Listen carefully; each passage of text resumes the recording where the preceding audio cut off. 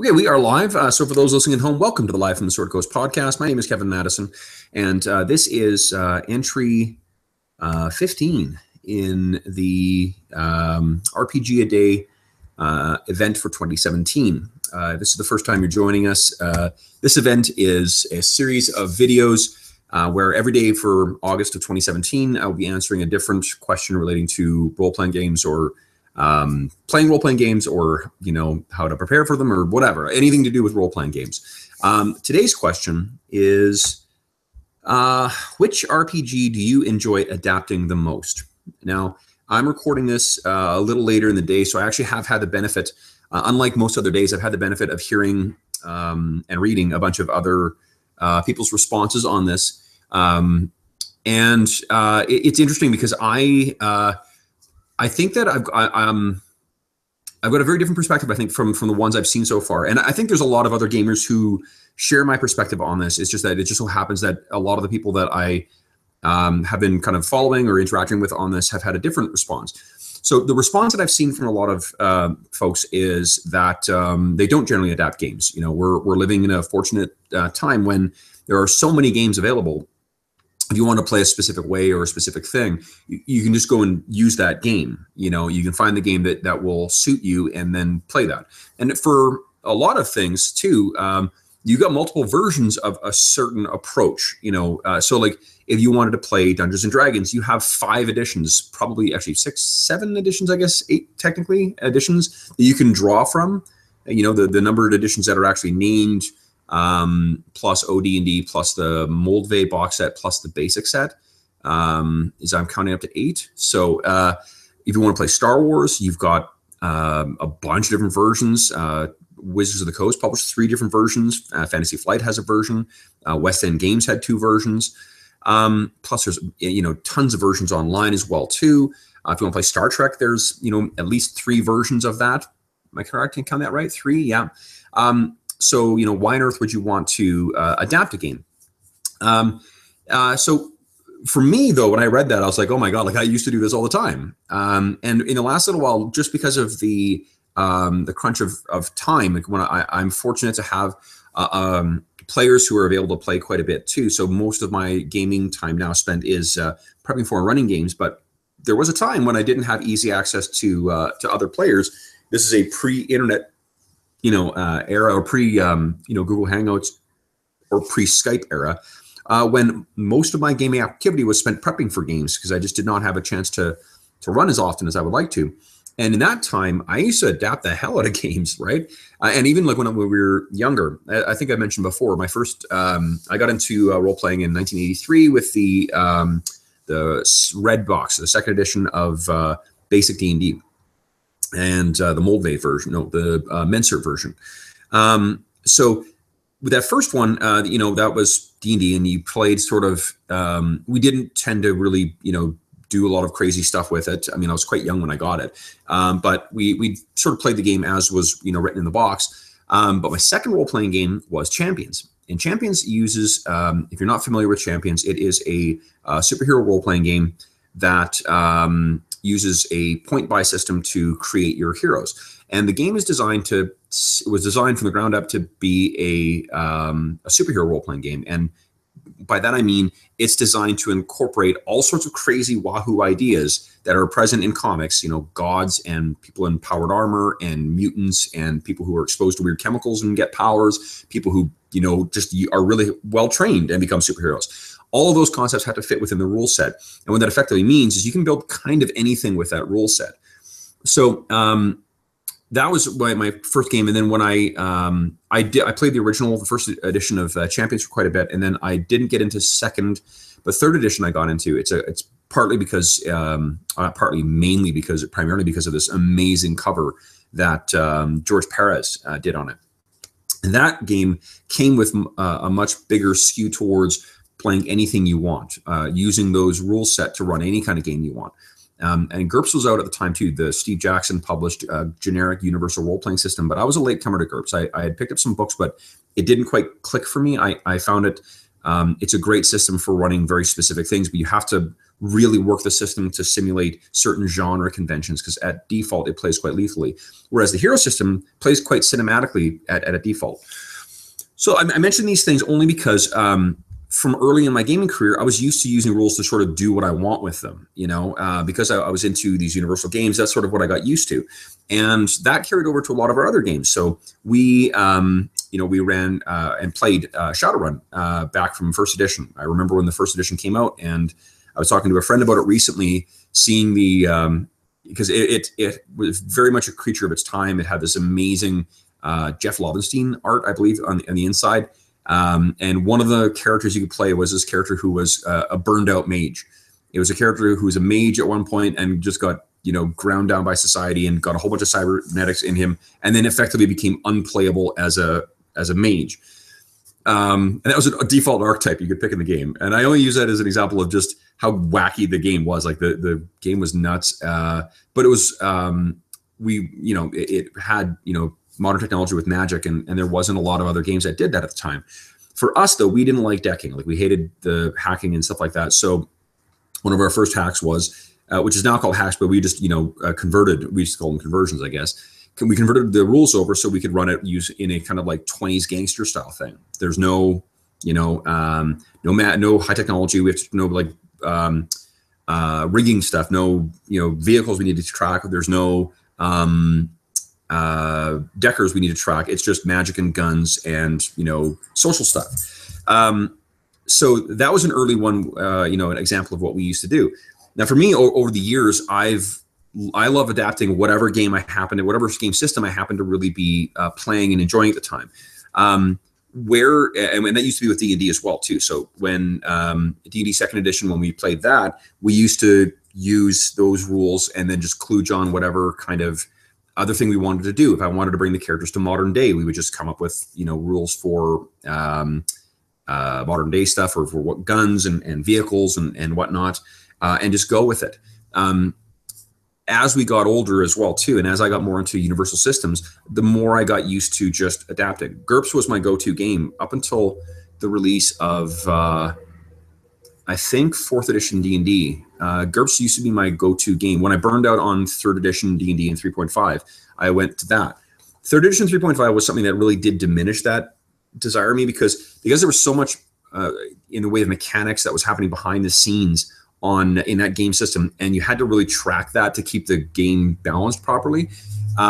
It was way more work than it was worth to try and create. Oh, hi, sweetie. To try and create custom rules for that. We had the odd time, like we ran some Old West stuff in there using those rule system, but that was only for like a level or two. 5th edition D&D. So I guess let me back up here. So there was a period where I did a bunch of adaptations for different games, and then I adapted, for instance, 1st edition Legend of the Five Rings. We adapted to a more modern day setting because there was this. At the time when that game was really popular, the card game in the 1st edition of the role-playing game, when it was really popular, there was a sort of fan project that did sort of a 20th century version of Rokugan of the default setting. And we wanted to play in that. It was really cool. So we adapted the rules for that to run differently. We also adapted the rules to run in Caricature as well, because we wanted something that was a little less regimented than the Rokugan setting. So we just used it for that too. For me, like after GURPS, like I said, was my go-to thing, but that game is a game designed to emulate whatever sort of game you want to play. After GURPS, let me think here. 4th edition D&D was something, that I got into for quite a while, and we ran that for 2 or 3 years straight. I think close to 3 or maybe it's longer, 3 or 4 years. Basically, the full life cycle of that game, we played it. We didn't really adapt that system for other things, but what I did is I did adapt other stuff for that. 4th edition has a completely different aesthetic from other editions of D&D, but we really loved I love Caricature. I love the Oriental Adventure stuff from 1st edition AD&D. So we started running through the published modules. I had a bunch of the modules for Oriental Adventures, and we were just playing them through one at a time. I was just converting them over into 4th edition versions. And to be honest, that was a ton of fun too, because the encounter design and well, encounter design and like monster design and stuff like that in fourth edition is easier and more fun for a DM, I think, for myself at least, than any other edition of the game. It was a lot of fun because you were able to be thinking more in a tactical sort of approach, in addition to just trying to find a balance and interesting encounter. So you would make an encounter that was both evocative and fit the theme. And in the pre-existing module, it was trying to figure out, well, what does this encounter mean? Like, what does it mean in the story of the original version, and how am I going to translate that over? So that I adapted fourth edition in that way. And I did until I saw someone else had done it better than I was doing it. I was doing that with the Dragonlance modules as well. After fourth edition, after we stopped playing that, I got into Iron Kingdom's role-playing game. And we ran a fairly long campaign with that. It was about 1.5, maybe 2 years for that. I think 1.5 years. And that game, I also kludged into something different. Dark Sun is one of my favorite settings of all time. And I ran some, I basically reworked the rules. I adapted the rituals rules because I'm speaking in incomplete sentences here, so forgive me. But the ritual rules for fourth edition D&D are basically the non-combat spells. So they're the things that are the, teleports, or like making a tree into a bridge, or stepping through trees, or shit like that. Things that aren't specifically keyed towards combat. That was how fourth edition sort of separated out that from the combat component, because the game was very combat focused. Iron Kingdom's had a similar problem in that there really isn't anything that is a non-combat ritual. Iron Kingdoms Unleashed, the second role-playing game that was released under that line, they helped flesh that out a bit. So there are, things that a magician or a spellcaster can do outside of combat that makes them feel magical. But at the time, they didn't have that. So I adapted all of those rituals. And I mean everything, like every ritual in D&D I adapted over, in D&D 4th edition, I adapted over into Iron Kingdoms, which was like a ridiculous, like 80-page document or something like that. And then what I did is I stripped out the ones that weren't appropriate for the Iron Kingdoms role-playing game. So the things that weren't appropriate to the setting, those were out, and then we played with rituals for the IKRPG. But then that allowed me, I had this whole slate of other spells that I could use that were suitable for D&D. So we ran some Iron Kingdom sessions where we ran in Ravenloft, and we ran in Dark Sun, and we came up with rules for, I say we, I mean me, I came up with rules for, because I was a DM, I came up with rules for fear, I came up with rules for, what do you call it, defiling magic, and psionics, and a bunch of other stuff. And the thing I really love about that, just as maybe an aside, one of the reasons why I enjoy that is it helps me understand the systems, both the one I'm converting from and the one I'm converting to. You really have to understand what is actually going on in the underlying mechanics before you can effectively translate something over from one thing to another. I should say too, like I've also, one of the fun challenges I like to do too is to take incongruent games and then try and figure out a way to make them work together. So I, for instance, had a spat where I was running the DC Adventures role-playing game, which is the 3rd edition of Mutants and Masterminds. I was taking Call of Cthulhu adventures and converting them over, taking them and saying like, okay, well, how can I repurpose this to be a Green Lantern game? Because that's what we were doing. We were running the characters playing Green Lanterns. And, so I had one adventure where the guys, instead of investigating a haunted house, they were investigating a haunted planet. And then I adapted a bunch of stuff to be more sci-fi-ish, and it made for really fun. It made for a really fun adventure, but also made for a really fun exercise on my part. I love that kind of. That's the DM's version of theory crafting. I think is trying to figure out how you're going to make that stuff work. When I transitioned away from that into, we did Dragon's Age for a bit, and I tinkered with that a bit, but we didn't really run that game long enough for me to really commit to tinkering too much. But then I started running 5th edition D&D, and I might have mentioned on the channel before, I converted over my favorite adventure from the Pathfinder Adventure Path series, and possibly my favorite adventure of all time. It's certainly my favorite adventure path of all time, but the Iron Gods adventure path. The first adventure was called Fires of Creation, and I converted on my blog everything from that adventure. So every class, every magic item, every monster was converted over and has a full version for fifth edition D&D. And that included things like the Oracle, and like the Oracle didn't actually show up in the actual first module, but it is in the second one. And what I ended up doing is converting over every single Oracle mystery in Pathfinder over to for fifth edition D&D. I mean, I could have just run the game using Pathfinder. I had Pathfinder and I enjoyed it at the time, but fifth edition D&D was a lot easier to adapt. And it was also the new hotness, right? So it was something that I really wanted to run. And to be honest, in terms of just running the game and speed of play, and if you have casual players in your group, and by casual I mean like players who aren't really invested in theory crafting and building their, optimizing their characters and whatnot, they just want to play the game and gain levels and whatever. D&D 5th is a better fit, I think, than what Pathfinder is. And that's just a completely subjective opinion. But that's why I wanted to have those over. That led into down a different rabbit hole where I adapted a whole bunch of other crap for 5th edition. I've run, there's an old Monty Cook setting that was published for Rollmaster called Dark Space. And I picked that up at one of the first gaming conventions that I went to. And that game just, the art in it was by a guy named Del Cook. No, it's Del Cook? I think it was Del Cook. Anyway, this had this extremely evocative, creepy, like biotech, art in it.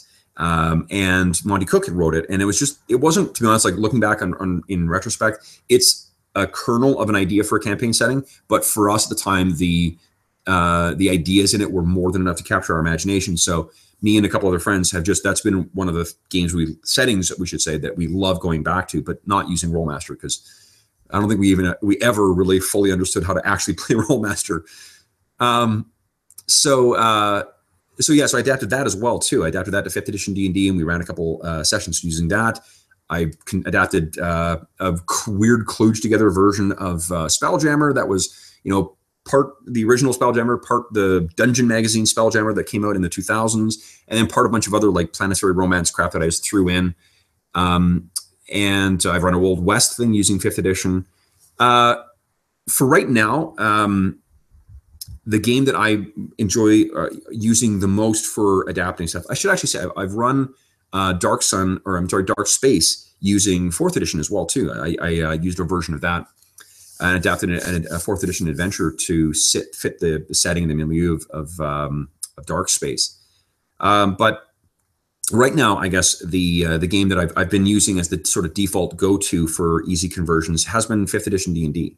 I should also mention too, if any of you are regular viewers of the channel, you may have noticed that there's a lot of times where I run different versions of our current campaign's characters using a different system. It's a trick I used. Actually, I've used it for plot purposes at one point. I had this one series of adventures using the Cypher system that was sort of tying together the idea that all of our various campaigns have actual reality, or our actual, holistic universes within the greater scheme of this game, the cosmology of this game called The Strange. That's my conceit for just like when I want to run a different game in a week, rather than the game we're currently playing. There's my reason for that as well too is that if the characters or the players, I should say, have characters that they recognize and have rough approximations of what they could do in other systems, it's easier for them to figure out how to do things in this new system they're playing. I've done that with Savage Worlds, with D&D 5th edition, D&D 4th edition, more recently, with Conan, with what else? Cypher. So a bunch of different systems. But I guess the game that I'm most likely, or I'm most prone to use now, if I needed to throw together a a Vietnam War era, if I want to rip off an idea from the most recent King Kong movie, I want to run a big Kaiju kind of or Kaiju kind of giant monster thing. I'd probably use 5th edition because it's very, very easy for me to come up with rules that will work with that. It doesn't require a lot of work on the DM's part, and I think that's the thing is if you are a tinkerer DM. Well, there's one other thing I wanted to mention as well too. Sorry, I should have made a list to think of things to go through. whatever game I'm playing too, I love stealing ideas from other games to add to that to make it work better. For instance, when I ran 5th edition D&D, I came up with a whole set of, there are rules for factions in 5th edition D&D, in the DMG, and they're okay, but they're not, I think they're a little underwritten. They could use more, and I think, and they can incorporate into the campaign better. So what I did is I looked at 5th edition Shadowrun. Every version of Shadowrun has always had some really interesting rules for context, because a big part of that game is, doing legwork and meeting with the folks to either get access to places or get information about places or get gear. So basically, I took the rules for those, I converted them over to 5th edition D&D, and then I used those. So, and it became a much more interesting way of incentivizing the players' involvement with those groups, because they had a variety of different rewards they could get. They had tangible connections with these organizations that they could go and meet, and they could get stuff from, or they could get jobs from, or whatever, or they could develop relationships with them in through role playing, which some of the players did when we were using them. More recently, I stole some ideas from the 5th edition D&D version of the One Ring game. There's Adventures in Middle Earth is what it's called, but it's really just adapting the rules from the One Ring RPG, which is the most recent effort to try and make a Lord of the Rings role-playing game. They have some terrific travel rules in that game, and they've adapted them for 5th edition in that game, and they're awesome. Like, they're way more interesting than any travel rules that I've read in any version of D&D. The AD&D Wilderness Survival Guide is a bit of an exception there, because it's got lots of really interesting ideas in that. But this still, I think, is a better game version of it. So it makes sort of a mini game out of travel. I took those rules wholesale and slapped them into 5th edition when I was running my very, very brief attempt at running Fires of Creation, the Iron Gods first adventure. And they were great. And I think that's one of the things that just comes with, with reading and running so many games. What I like doing is stealing ideas and stealing the concepts from them and just repurposing them for whatever game I've got.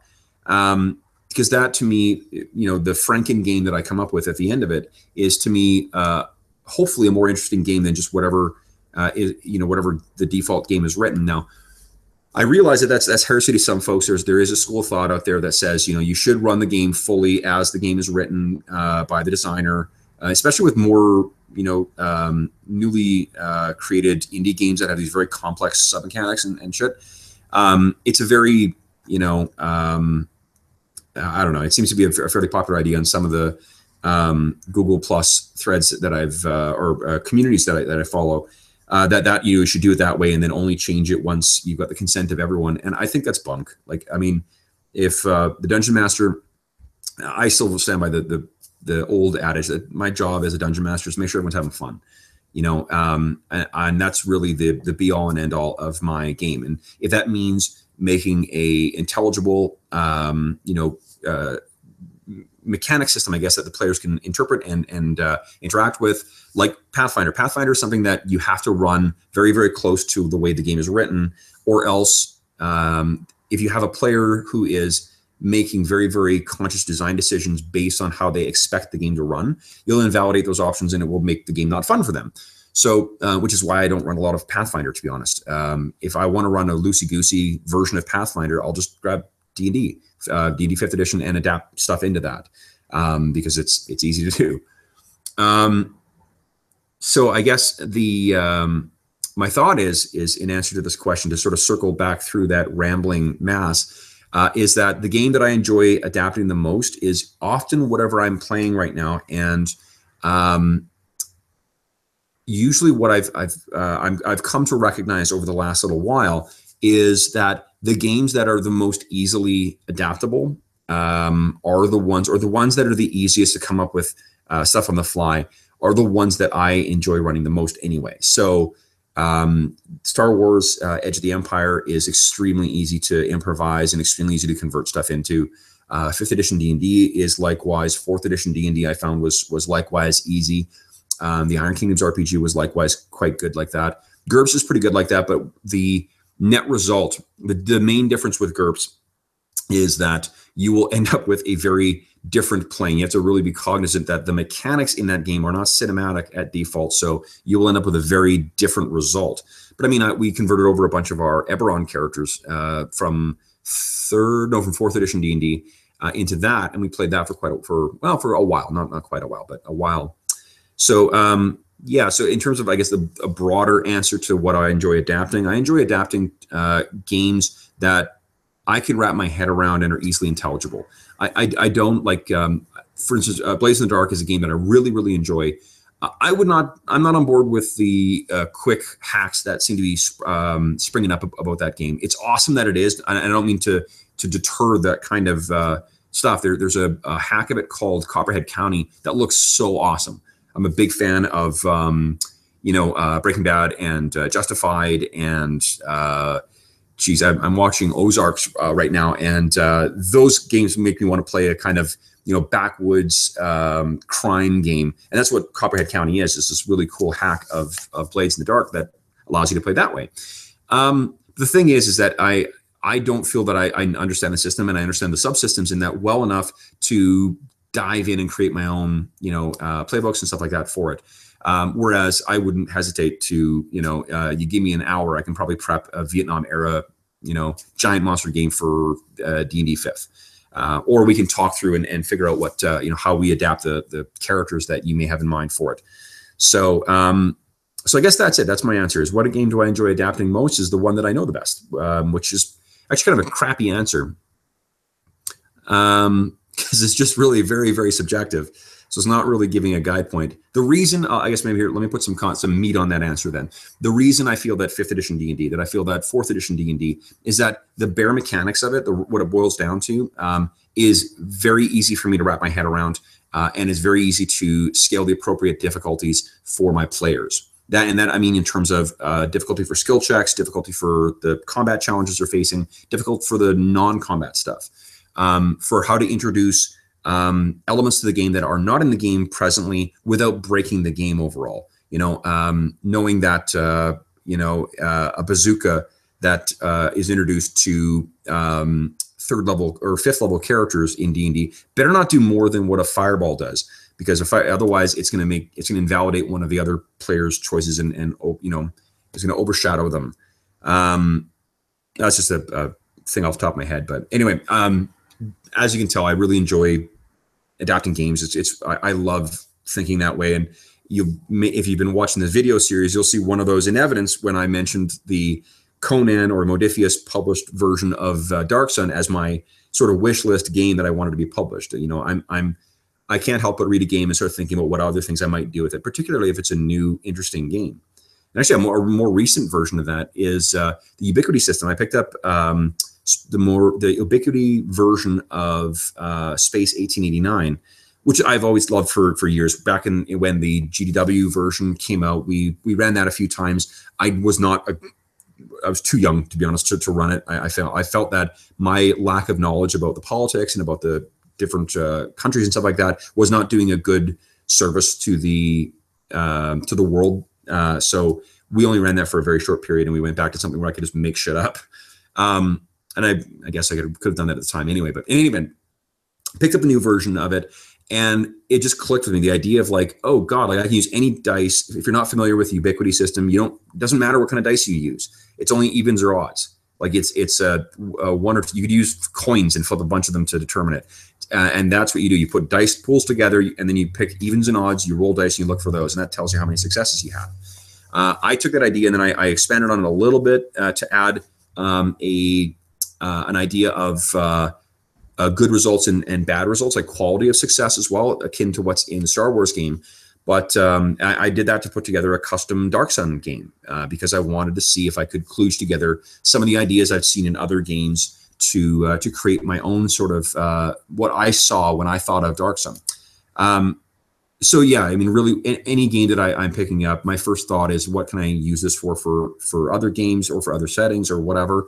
And I get that, you can absolutely. We do live in a gaming golden age where you can get a game for almost any property that you can think of. If you're interested in playing Babylon 5, you have 3 versions of that setting to play, right? There's Chameleon Electric version that was published way back when.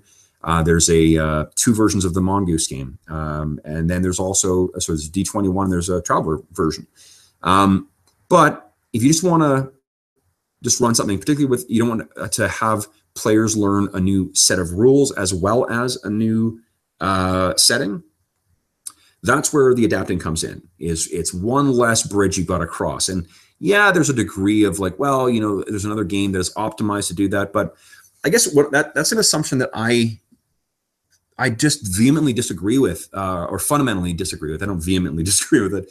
And it's the same fundamental disagreement I have with the idea that, well, you've got to run a game as written before you can really change it, because it assumes that game designers have not screwed up.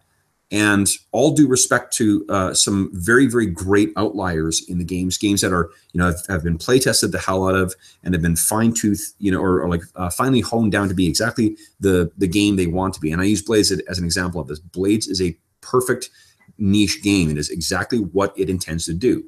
But that's an outlier, you know, like for those of us who grew up playing games where games had rules that just made no fucking sense. We're used to having to, you know, be like, no, this doesn't make any fucking sense. I'm not making any assumption that you know what you're doing, or that there was no typographical errors, or that there was no layout errors or anything like that. Like, you know, there's those of us who have played, say, the Palladium Ninjas and Super Spies game, which used to refer to piloting Veritech fighters, which is something from another one of their games. It's a giant robot game based on the Robotech roleplay or cartoon.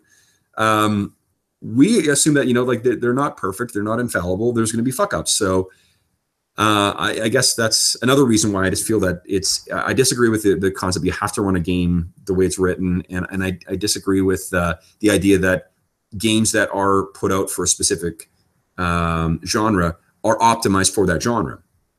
It took, arguably, from my perspective, 3 editions of Star Wars before they got a game that plays the way the movies feel. You know, there are 2 terrific games out for playing, old school investigators in a Lovecraftian world. You can play Call of Cthulhu, you can play Trail of Cthulhu. They're 2 very different games, but they do effectively the same thing. And I'm not saying that one is superior to the other. It's just, you know, I guess it's different strokes, but it's different ways of approaching the exact same material, and both of them do them terrifically well in just very, very different ways.